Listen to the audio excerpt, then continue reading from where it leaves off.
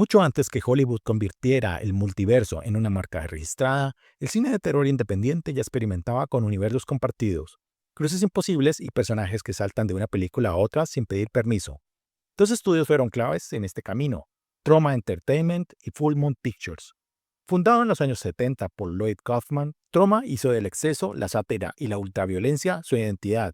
Pero detrás del descontrol existía algo más: un universo recurrente donde los personajes y referencias se cruzaban libremente. El caso más emblemático es El Vengador Tóxico de 1984, que dio origen a varias secuelas y se convirtió en el rostro del estudio. Su protagonista, Toxie, aparece o es mencionado en otras producciones, creando un multiverso orgánico sin continuidad rígida. En Troma, las películas no necesitaban ser coherentes, solo reconocibles. Si Troma apostó por el caos, Full Moon Pictures, fundada por Charles Band, eligió la serialización. En su base cinematográfica, el estudio construyó franquicias que compartían el mismo ecosistema narrativo, dentro de una continuidad flexible pero reconocible. El primer crossover explícito llegó con Dollman vs. Demonic Toys de 1993, The Dollman 1991 y Demonic Toys de 1992, marcando el nacimiento oficial del multiverso del estudio. Esta película fue el resultado de una estrategia para abaratar costos de producción, ya que se reutilizó material filmado de ambas películas y el set usado en Demonic Toys de 1992. Con el cambio de mercado, Full Moon pasó a su etapa Full Moon Features, enfocada en video y DVD, donde el crossover se volvió una herramienta comercial directa.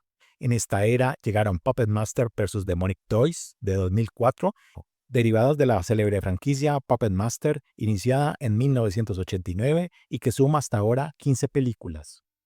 Más adelante, con el auge de los crossovers mainstream y ya desde un tono plenamente autoconsciente, el estudio llevó el concepto al extremo con Evil Bong vs. Ginger Dead Man de 2013, enfrentando a Evil Bong del 2006 y The Ginger Dead Man del 2005, un cruce que incluso dio pie a varias secuelas, donde el versus deja de ser un choque épico para convertirse en parodia abierta y celebración del exceso.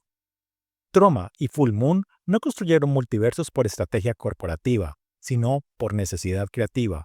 Reutilizar personajes, cruzar franquicias y compartir mundos fue su forma de sobrevivir y fidelizar a su público. Mucho antes de Marvel, el terror independiente ya había entendido la regla: compartir universos multiplica el interés, y lo hizo sin grandes presupuestos, sin planes a largo plazo y sin pedir permiso. Sigue el vampiro, la noche continúa, la noche continúa, la noche continúa, la noche continúa, la noche continúa.